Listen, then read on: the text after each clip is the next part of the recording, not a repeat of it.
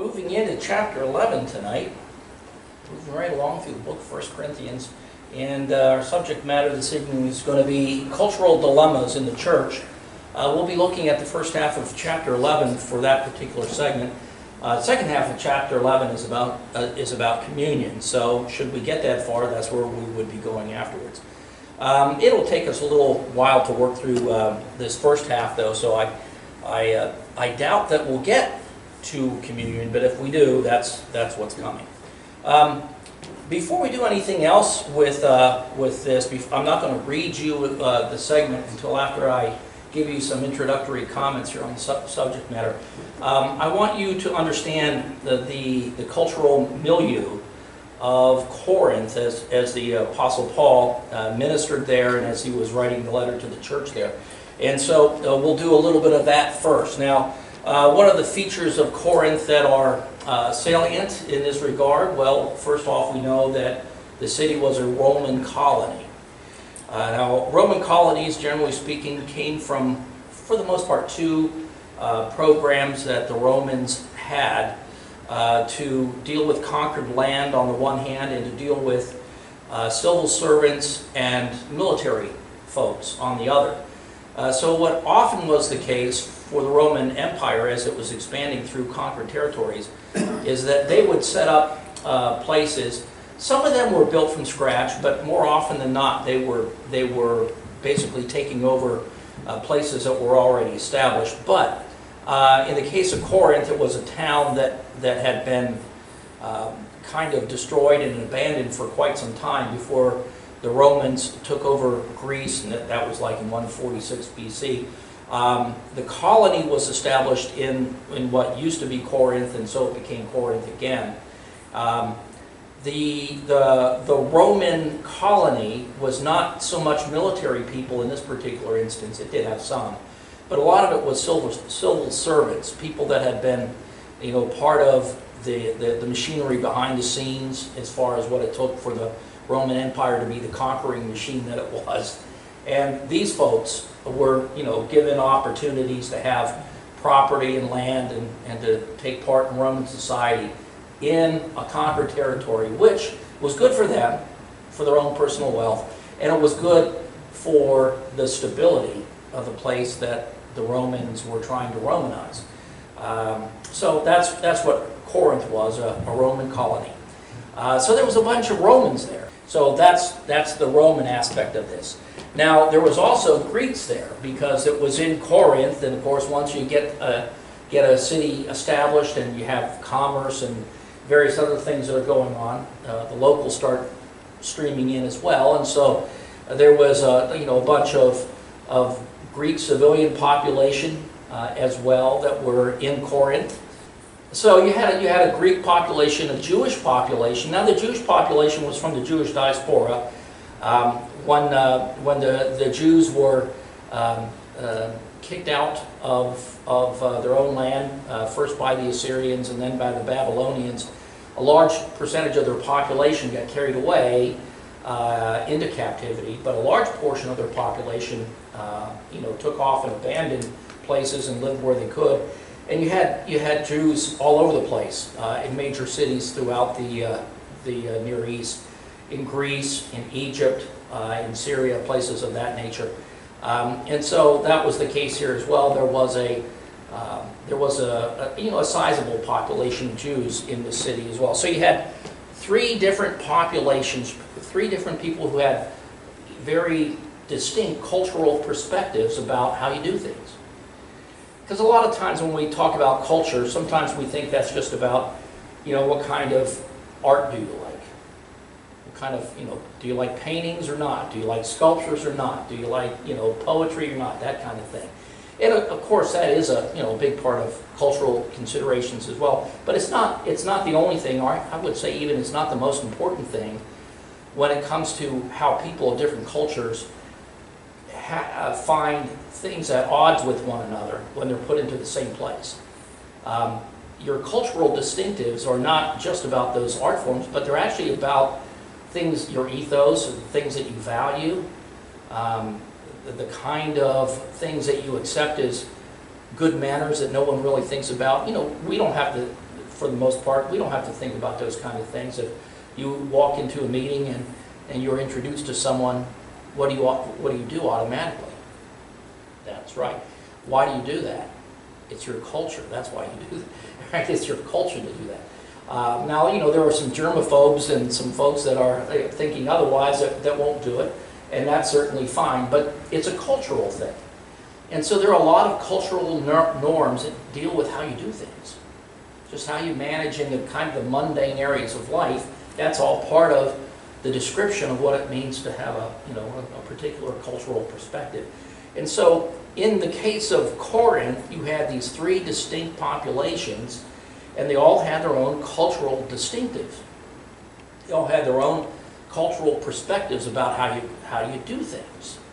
One of the things that's important in that, talking about this letter that we have before us, is that they had different cultural perspectives about what was proper behavior in a worship setting. Believe it or not, they all did things differently. Now the issue at hand in chapter 11, and I'm going without my written note because I took them out and was working with them earlier today and didn't put them back in my folder. Now I don't have them. So all from memory. We hope that the old man is still capable of remembering something. I'm telling you, it's not as good as it used to be. But anyhow, when we talk about these three cultural perspectives as far as dealing with worship, what's the issue that matters in this? Well, it was how they considered the propriety of head coverings in that circumstance. The Romans had a perspective about the proper dress, the proper head covering, if you will, in a worship situation. The Greeks had a perspective, and the Jews had a perspective, and they were all different. They were all different. Now, the Roman custom was that both sexes, both males and females, and we all know, right, there's two of those things, sexes, that is, right? Yeah. We just have to say that in this day and age, just so that it's out there, right? There's two of them. Roman custom was that both sexes covered their heads in worship. So if you were going into a Roman temple for whoever you might be going into, even though the Romans really, to tell you the honest God truth, they really didn't have the place to have any kind of distinction, because nothing that they really worshipped was their own. They stole every god they had for the most part. Most of them they stole right out of from the Greeks. Changed the names a little bit to protect the guilty, and on they went. But in Roman thought, when you went into a temple, or you went into a spot that was supposed to be sacred, and that you were doing something that was considered reaching out to the gods, you had to have your head covered. A male covered his head, a female covered their head. Both sexes covered their heads in that kind of environment. And in their mind, that was the thing that you did. It was like shaking hands when you meet a stranger. It's just the way that you do things, right? When you're Roman, you don't think about that. You're from that culture. That's what you grew up doing. That's what you understand. No one has to explain it to you. You just kind of pick it up as you're growing along, and it becomes like an unspoken rule that works within your mind. All of a sudden, right, if you're hanging around somebody else and you're getting ready to do something like worship, and they do something else, it's like, whoa! You suddenly are a little bit shocked and dismayed at the behavior of someone coming from a different perspective. Well, that was going on for the Romans there. Now, the Greeks was that both sexes were bareheaded in worship.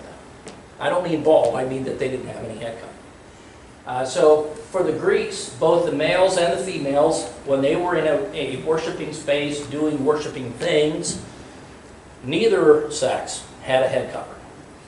So the Romans both of them had a head covering. The Greeks, neither of them had a head covering. So again, if you were the Greeks and suddenly, you were getting to a holy moment in your celebration of worship, and Romans covered up their head, and you're thinking, where are you guys from?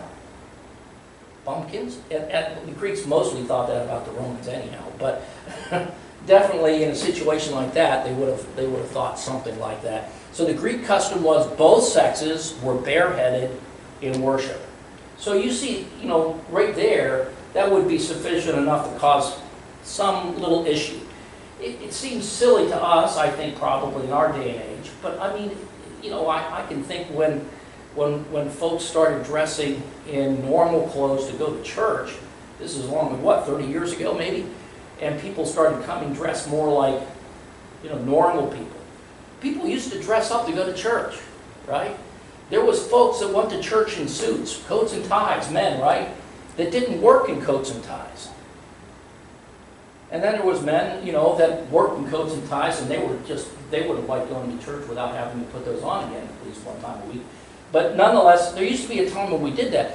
Then about 30 years or so ago, right, there started becoming congregations that had a different thought about that, and generations started being appealed to that had a different thought about that. And believe it or not, that was quite a bit of consternation in a lot of congregations for a little while over that, right? Older folks that were used to the custom that had dominated before were aghast that someone would be disrespectful enough to come in a tie-dye shirt, right? And if you came in sandals, for goodness sake, oh my goodness. I can remember I was a deacon in a church. This was back when I was working as an accountant. I was a deacon in a church, and I forgot that it was Communion Sunday. And so I had to serve Communion Sunday.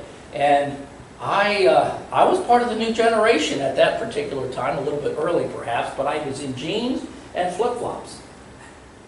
And it created a little bit of stir that one of the deacons would serve communion in jeans and flip-flops.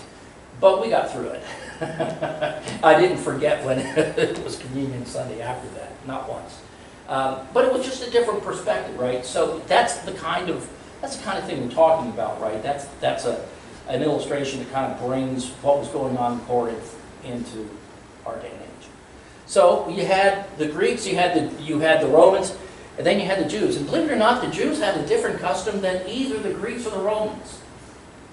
And not only that, right? The Jewish traditionally had a different approach than the Jews or than the Romans or the Greeks.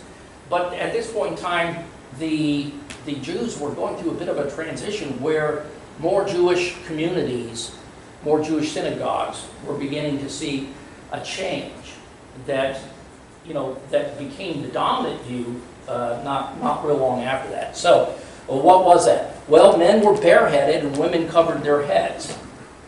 So the Roman had both sexes doing the same thing. The Greeks had both sexes doing the same thing. The Jews didn't have both sexes doing the same thing. The men were bareheaded and the women covered their head. However, the transition that was occurring in the Jewish community at this point in time was that more and more men in Jewish synagogue, when they were doing things that were worship, right, they were starting to cover their heads. Often you'll see that now for instance, if you see a Jewish synagogue service and someone will get up and read, or someone will take some other participation in the service, they'll put their prayer shawl over their heads, right? That kind of custom was not the old custom at the time that this letter was written. That was the custom that was starting to take hold and become the new custom. The old custom was men were bareheaded, women were covered. Now that's the background to this issue. We are not told directly that this was a big issue in the church, but it must have been some issue, because Paul brought this up rather than the Corinthians. I guess we're ready to do some reading now, that we have the background in place. All right, here we go. I'll start with verse number 2. I praise you for remembering me in everything and for holding on to the traditions just as I passed them on to you. But I want you to realize that the head of every man is Christ, and that the head of every woman is man, and the head of Christ is God. Every man who prays or prophesies with his head covered dishonors his head. Every woman who prays or prophesies with her head uncovered dishonors her head. It is the same as having her head shaved. For if a woman does not cover her head, she might as well have her hair cut off. But if it is a disgrace for a woman to have her hair cut off or her head shaved, then she should cover her head. A man ought not to cover his head, since he is the image and the glory of God. But woman is the glory of man, for man did not come from woman, but woman from man. Neither was man created for woman, but woman for man. It is for this reason that a woman ought to have authority over her own head because of the angels. Nevertheless, that nevertheless is actually big in this particular passage. Nevertheless, in the Lord, woman is not independent of man, nor is man independent of woman. For as woman came from man, so also man is born of woman. But everything comes from God. Judge yourself. Is it proper for a woman to pray to God with her head uncovered? Does not the very nature of things teach you that a man, if he has long hair, it is a disgrace to him, but that if a woman has long hair, it is her glory? For long hair is given to her as a covering. If anyone wants to be contentious about this, and this is the most important verse in the entire discussion, if anyone wants to be contentious about this, we have no other practice, nor do the churches of God. All right, so there we have his discussion on head coverings. You can see that he's not saying in this particular case that he was responding to a question that they had offered, like we saw that in some of the earlier chapters. This is just Paul stepping in to put out a fire that he is aware of, that he sees, and trying to do so in a way that keeps the church at peace. What was the problem? Well, we kind of have to read in between the lines. That's kind of what I do in this situation. You have to read between the lines and try to understand, well, if he's talking about this, what could he be responding to? It seems to me that what he was responding to was confusion and difficulty that existed between Greeks and Romans and Jews in this singular congregation. And it was all about, head coverings, and they had different views that they were all dead sure were right. I mean, any Roman would have known, hey, both people need to be covered. And any Greek, right? I mean, gee whiz, come on, everybody knows that nobody covers their head, right? And a Jew would have said, oh, come on, everybody knows that a man is, uncovered and a woman is covered. Now, the thing that Paul uses in discussing this, as far as trying to give it some reasoning, rationale behind the things that he wants to say, leans toward the Jewish perspective. That only makes sense, right? He says, you follow the traditions as I pass them on to you. Paul was a Jew, and he was a good Jew. And so his perspective was really informed by a Jewish training and Jewish history and a Jewish culture. And so that would have been, from his perspective, what just seemed sensible and natural, and there was really nothing to argue about. So he had a predisposition, perhaps we could say, toward that particular viewpoint. But he did not just rely, in dealing with cultural issues, on one culture trying to say to another culture, oh, but we know better than you. You should do it our way because you're one of them. So he did not want to deal with a cultural dilemma in that kind of provincial way. He wanted for everybody to come to a singular practice and a singular state of mind concerning this. And so he endeavors to show us how you deal with issues like this. How do you deal with cultural dilemmas in the church? How do you deal with the fact that in church at any given place, if you're in any kind of almost anywhere in America today, but if you're in any city, virtually, during the Roman days or even in the last 100 years of modernity, almost any major city is likely to have little enclaves of people with different ethnicities, different national backgrounds, different cultural backgrounds, and oftentimes they end up, because they're moving into another area, they end up, associating with, or they become Christians in that new area, and they associate with people from a different cultural perspective. And so in the church, you have different people, and they're all thinking certain things, well, that's just the way that it is, or that's just natural, never realizing that that's really not the case. Really, the only reason that any of us think that certain things are that way is because that's what we're used to.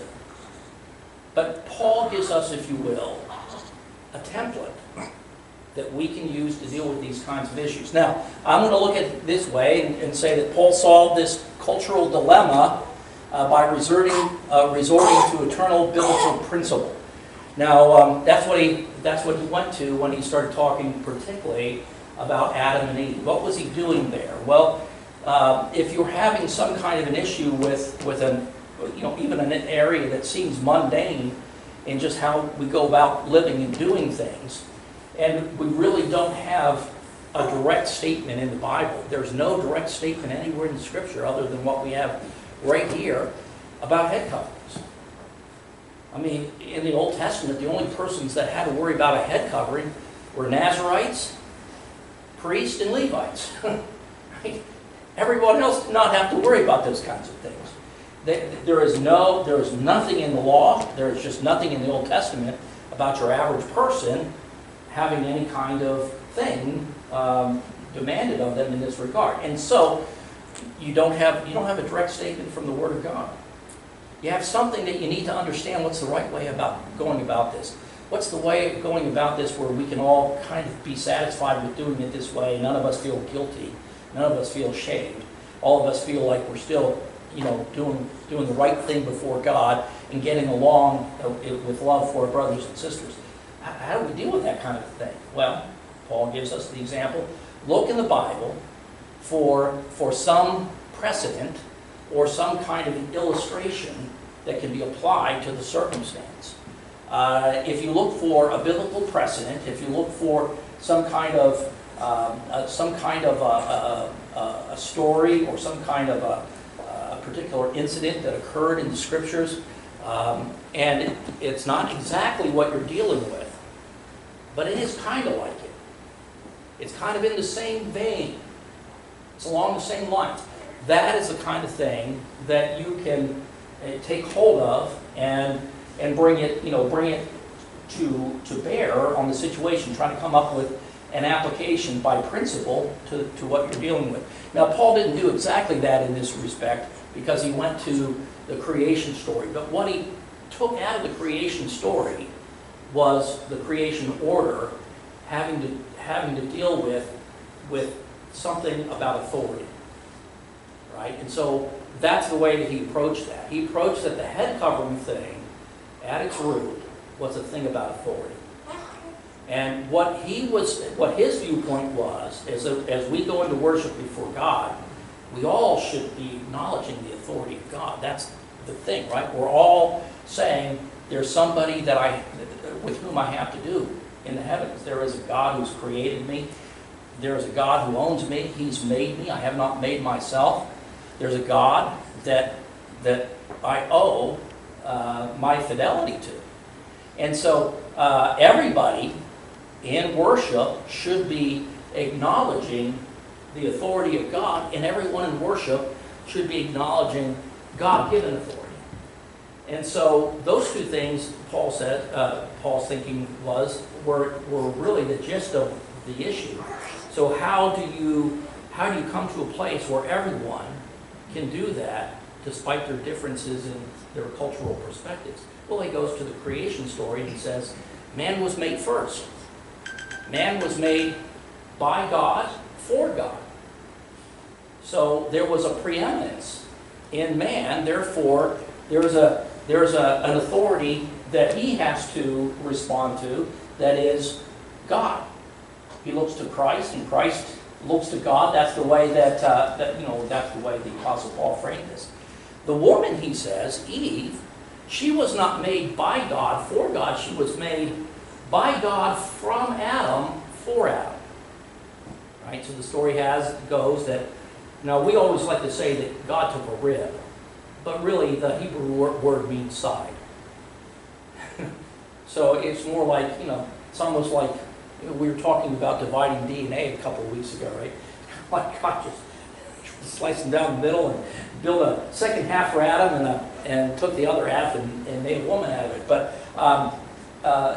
regardless, Eve was not made directly by God for God. Eve was made by God from Adam for Adam.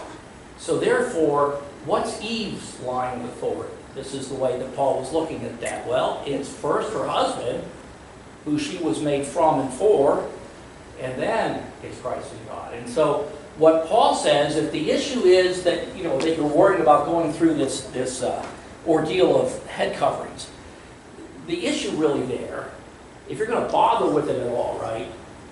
I mean, let's face it, it's pretty silly to bother with head coverings. Jesus went to the cross and died. It has nothing to do with head coverings. He didn't give any instructions about head coverings. Head coverings are nothing. But if you're going to get upset about head coverings, what you should be worried about, if you're going to be upset about them, is what they say about the authority over you. And so he said that what should happen in a church is that men should be bareheaded. Does it sound familiar up there, right? Men should be bareheaded. He goes for the traditional, at his point in time, he goes for the conservative, traditional Jewish approach of things. Men should be bareheaded, women should have a head covering, all of this because of authority and for the angels. Now, I tell you, scholars left and right ever since Paul wrote this letter have been trying to figure out what he meant by because of the angels.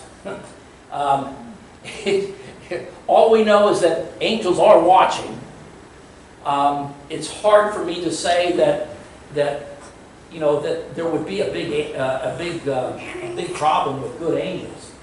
I mean, angels that are actually doing God's bidding. It's hard for me to imagine how exactly there would be a need for them to see that. Some people think that maybe he's talking about demons, fallen angels. But if that was the case, he wouldn't have used the term angels.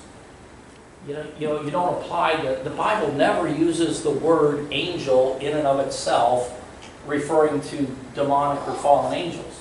He always calls them Satan and his angels. It'll make a phrase out of it. So it's always identified in some clarity that sets it off and makes it distinctive. So that's kind of hard to say. It could be, the word angel really means messenger. So is this in view of the prophets? In view of the prophets of old and what they've said? There's a number of different perspectives, a number of different ways that you can take it. To tell you the honest to God truth, I don't really have a strong and firm idea exactly what is meant by that. It's only found here. And if there's just really, the light bulb hasn't come off and, showed me exactly what this is all about.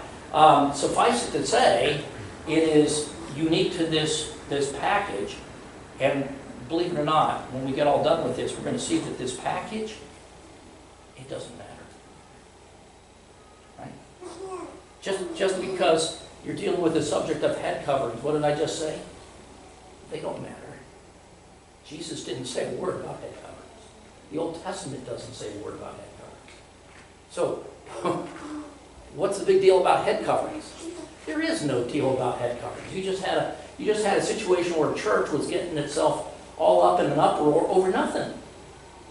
So stop fiddling around and figure out what you can do to have everyone find a way to get into a situation of peace with one another and the ability to fellowship in the same place at the same time, without judgments and consternation and everything else that might be stirred up by the situation. So anyhow, is there a biblical precedent or some kind of an applicable circumstance from the Bible that can be applied to it? That's what Paul did, and so he came up with this solution, which actually was asking everyone to make a change. He was asking the Romans to make a change because he was saying that only females needed to be covered, males did not. He was asking the Greeks to make a change because he was asking them to start covering their women. And he was asking the Jews to make a change in this, is that the Jews who would have been the cutting edge Jews, who would have been the younger Jews they would have been moving toward a situation where the men were covering their heads as well as the women. And so everybody basically was asked to make some kind of sacrifice for the sake of congregational wholeness and the ability to just get on with what you're there to do, which is worship, not worry about what's on somebody else's head. I mean, really, right? That's what you're really there to do. Why let such a thing like that get in the way? It's kind of silly, but sometimes these cultural things are like that. So I say all that, and it sounds like, you better all be wearing hats next week, right? All the ladies, you guys all better be bareheaded next week. Weird thing about that is, through most of the church age, you don't really find a whole lot written about this, not really extensively. It's taken hours and hours of searching and struggle through the years of dealing with this particular passage to find out the things I've been able to find out about it. But, why is that so? Well, up until probably about 50, 60 years ago, you went into a church, all the ladies were wearing hats. They did, because we had more of a cultural monolith in that respect. Western Europe kind of adopted head coverings in church for women, and it just has been something that's been done without really a whole lot of thought through century after century after century. But in the last 50 years or so, that's kind of waning off. If you get into certain churches, you go into them, you'll still see everyone have a hat on. Right? That'll still be true in some churches, but for the most part, it's even gone from most of our churches that are a little more conservative. Why is that? Well, because it doesn't matter. Why do I know it doesn't matter? Remember I said that last verse that I read you was the most important one? And I'll have to tell you that the NIV gets the translation wrong. They purposely translated this the way that they did to try to be clear, but I think that they ended up going the other way and making something seem more frustrating to a feminist than it otherwise would have to be. What do I mean? It says here, verse number 16, is that where we're at? Anyone wants to be contentious about this, we have no other practice, nor do the churches of God. Now, if you look at this at the NIV, if anyone wants to be contentious about this, we have no other practice, nor do the churches of God. If you read that, it sounds like that this is Paul saying, I don't want to hear any more arguments, this is the way it is, just shut up and do what I tell you. That's kind of the flavor of the NIV. But if you read the King James, you will read it this way. If anyone wants to be contentious or some such word, he says, we have no such custom, nor do the churches of God. Now, the King James is actually more literal and more keeping with the Greek text. In the Greek text, what he's actually saying to them is that if anyone wants to be contentious about this, in other words, somebody says that's not a good enough authority. Paul's saying, well, Adam was first and Eve was second, therefore, men should not have a hat, and women should. His whole bit of logic and whatnot that he came up with for this particular rule. He says if anybody is given to strife over this, if anyone just can't swallow this, and they want to say that this is not settled at all, he says not that they are being criticized, or they are being punished, or they are being dressed down for having such a sense. What he says is, we really have no such rule. And that's exactly what it says in the Greek. We have no such rule, nor do the churches of God. In other words, this is not a hard, fast rule, right? He did not make the solution a hard, fast rule. This is not a hard, fast rule. What is it? This is Paul trying to give a church that was struggling a way in which they could come together, everybody kind of compromise, everyone, kind of look out for each other's best interest and come to a conclusion everyone could live with and not have this cause any more problems in the congregation. That's what Paul was trying to get done. He wasn't trying to make a hard and fast rule. He wasn't trying to establish some kind of a precedent for the church therever after in the church. That's not it at all. Except every now and again you get a little sect saying, "Oh no, we must be doing, we must do this." It's like the Mormons making a big deal out of a phrase in the Bible, being baptized for the dead. Every now and again somebody will grab some little thing out of context, run. But for the most part, right? For the most part, it just has not been. It has not been an issue. And why is that? Well, because it never was an issue. Paul is the same person who told us, in Christ there is neither male nor female, but all are Christ. So, Paul understood something about the gospel that his contemporaries really had a lot of trouble with. And that is that the distinctions that were held between males and females, particularly in the Old Covenant, they go back to Genesis chapter 3, and what they come from is curse. The differences between men and women in authority and position and treatment before and under God all goes back to Genesis chapter 3. All goes back to the curse. Paul did an artful job of trying to take it back to Genesis chapter 1 and 2, but in reality, the difference between men and women, as far as the kind of areas of authority that he was dealing with, don't go to chapters 1 and 2, they go to chapter 3. And that's where we get that famous curse: your desire will be for your man, but he will rule over you. Right? And so where did that sense of inequality between man and woman come into play? It came into play as a result of the curse. And what does the Bible tell us about Jesus? He who knew no sin became sin for us, so that we could become the righteousness of God. Jesus became a curse. Cursed is he, the book of Hebrews says, that hangs on a tree.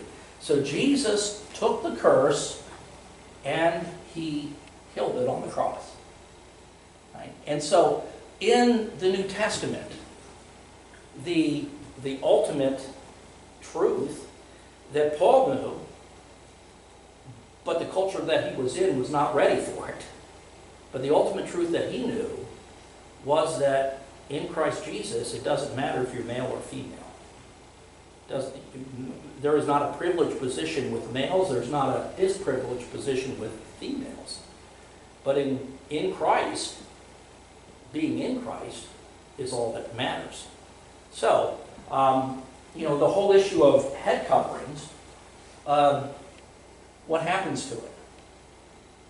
In one verse he says, we have no such rule, neither do the churches of God. He basically takes up everything that he just worked through, crumples up and throws it into the ash can. He doesn't really throw it into the ash can, but what he says is that, this is not something that is universal. This is not something that is to be considered the rule of churches everywhere for all time. He doesn't say that at all. He's dealing with a singular church that has a singular issue, and he says, here is the way to solve it. If you do this, you'll solve this problem. You can get on with life, and who knows what you may decide 5 years down the line, 10 years down the line. Maybe you'll get over yourselves and realize, hey, this is all silly. What were you fighting for in the first place?